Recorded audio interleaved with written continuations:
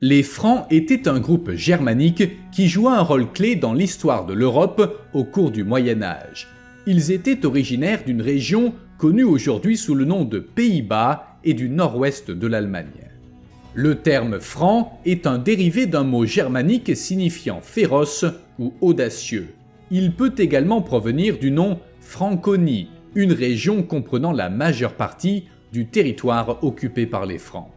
Les premiers récits historiques des Francs apparaissent dans les sources romaines du IIIe siècle, où ils sont mentionnés comme l'une des nombreuses tribus germaniques qui se pressaient aux frontières de l'Empire romain à cette époque.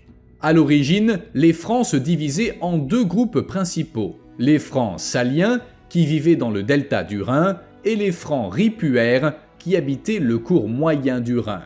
Les deux groupes adoptèrent leurs propres lois et coutumes, tout en partageant une culture et une langue germanique communes. Bien que l'on pense que les Francs étaient d'origine germanique, ils adoptèrent de nombreux aspects de la culture romaine et latine au fil du temps, en particulier après la conquête de la Gaule romaine dans l'actuelle France. Ce processus d'acculturation, connu sous le nom de romanisation, entraîna l'adoption de la langue latine, de la foi chrétienne et d'autres institutions et pratiques romaines. L'émergence des Francs succède à la décadence de l'Empire romain d'Occident au cours du 5e siècle après Jésus-Christ. L'expansion romaine permit à de nombreuses tribus germaniques de passer sous sa domination, dont les Francs. Lorsque le pouvoir romain commença à s'affaiblir, les Francs et d'autres tribus germaniques commencèrent à devenir plus autonomes.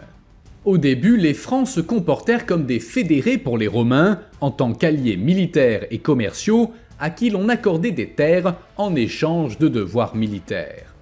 Ils étaient donc très bien placés pour étendre leur territoire au fur et à mesure que la puissance romaine s'affaiblissait. Toutefois, l'essor des Francs remonte au règne de Clovis Ier, qui dura approximativement de 466 à 511 après Jésus-Christ. Clovis Ier fut le souverain des Francs saliens, l'une des deux principales subdivisions des Francs. Au cours de son règne, Clovis Ier captura la plupart des autres tribus franques et agrandit son royaume pour qu'il englobe la majeure partie de ce qui est aujourd'hui la France et la Belgique, ainsi que des portions de l'Allemagne et des Pays-Bas. Tout au long de son mandat, Clovis Ier vainquit nombre de ses voisins et rivaux, élargissant considérablement le territoire franc. Il est peut-être le plus célèbre pour son triomphe sur les Alamans à la bataille de Tolbiac vers 496, où selon la légende, il aurait promis de se convertir au christianisme s'il remportait la victoire. Cette histoire fut consignée par l'évêque Grégoire de Tours, tandis que certaines sources suggèrent que Clovis Ier aurait déjà eu une certaine influence chrétienne grâce à son épouse Clotilde, une princesse burgonde chrétienne. En adoptant le christianisme, Clovis Ier gagna le soutien du clergé catholique de Rome et des colons chrétiens des régions qu'il avait conquises. Il se distingua ainsi des autres tribus germaniques qui adhéraient à l'arianisme, une forme de christianisme jugée hérétique par l'Église principale. La conversion de Clovis Ier renforça son contrôle sur ces terres et contribua à faire de l'Église un pouvoir politique important en Europe occidentale. Clovis Ier est également connu pour avoir promulgué la loi salique, le code juridique qui devint la pierre angulaire de nombreuses lois françaises à l'avenir. Ce code traite d'un grand nombre de sujets, notamment les crimes, les châtiments et les règles de succession. Après sa mort, les fils de Clovis Ier se partagèrent le royaume conformément à la tradition germanique. Bien que cela entraîna des conflits, la dynastie mérovingienne fondée par Clovis Ier resta souveraine du royaume franc pendant plus de 200 ans. La dynastie mérovingienne est parfois appelée dynastie aux cheveux longs, car les monarques mérovingiens étaient connus pour leur longue chevelure, symbole royal. Ils sont également souvent associés au mythe des rois paresseux. À la fin de la période mérovingienne, le pouvoir royal est passé des rois au préfet du palais, qui était à l'origine chargé de gérer le palais royal et ses domaines. L'un de ces préfets, Pépin de Herstal, dirigea le royaume des Francs en tant que préfet du palais, un titre donné à l'origine à un administrateur du palais royal, mais qui devint de facto le siège du pouvoir au sein de la dynastie mérovingienne. Pépin de Herstal fut le préfet du palais d'Austrasie, l'un des sous-royaumes du royaume franc. En battant le préfet du palais de Neustrie, une autre branche du royaume franc, il accéda au pouvoir à la bataille de Tertry en 687. Ce succès permit à Pépin de Herstal de consolider le contrôle carolingien sur tous les royaumes francs. Il mourut en 714. Son fils Charles Martel lui succéda en tant que préfet du palais et continua à étendre le pouvoir carolingien. Charles Martel est surtout connu pour sa victoire à la bataille de Tours en 732, au cours de laquelle il dirigea une armée franque qui écrasa une armée islamique en pleine invasion. Cette bataille sera souvent considérée comme le moment décisif de l'arrêt de l'expansion de l'islam en Europe occidentale. Après la mort de Pépin de Herstal en 714, Charles Martel lutta contre de nombreux rivaux pour consolider sa position de préfet du palais. Après avoir pris le pouvoir, il continua à étendre l'influence franque en menant de nombreuses campagnes militaires. Il conquit notamment la Bavière et la Germanie, étendant le royaume franc vers l'est et fortifiant les frontières contre les tribus saxonnes et avares. La dynastie mérovingienne joua un rôle crucial dans le passage de l'Europe antique à l'Europe médiévale.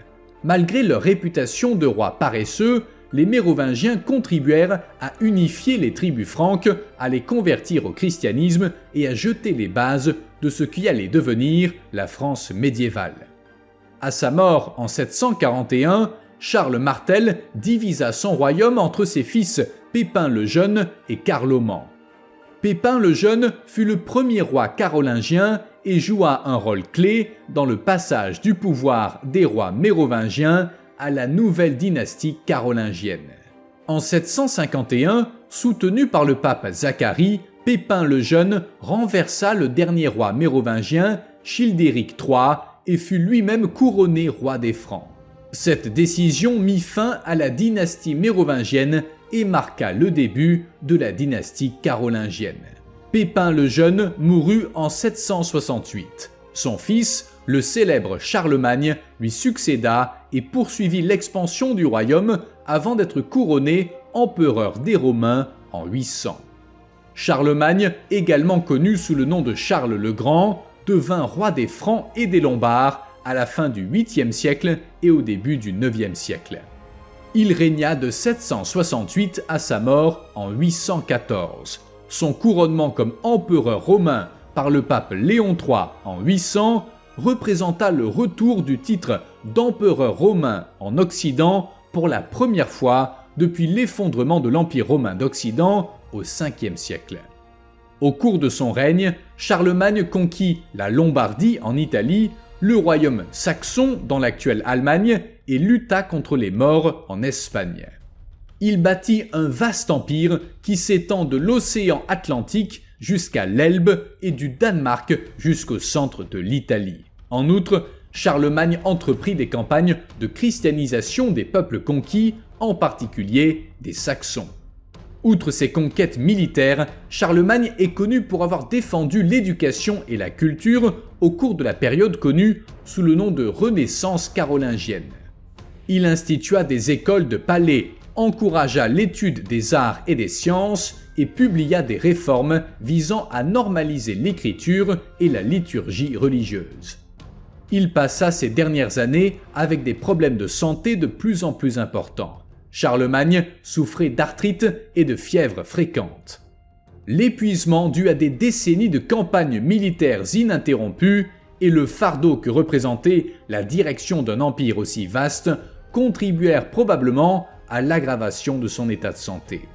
Charlemagne mourut le 28 janvier 814 à l'âge de 72 ans, ce qui fut considéré comme un âge avancé pour l'époque.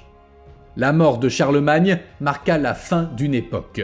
Au cours de son règne de plus de 40 ans, il apporta l'unité à une grande partie de l'Europe centrale et occidentale.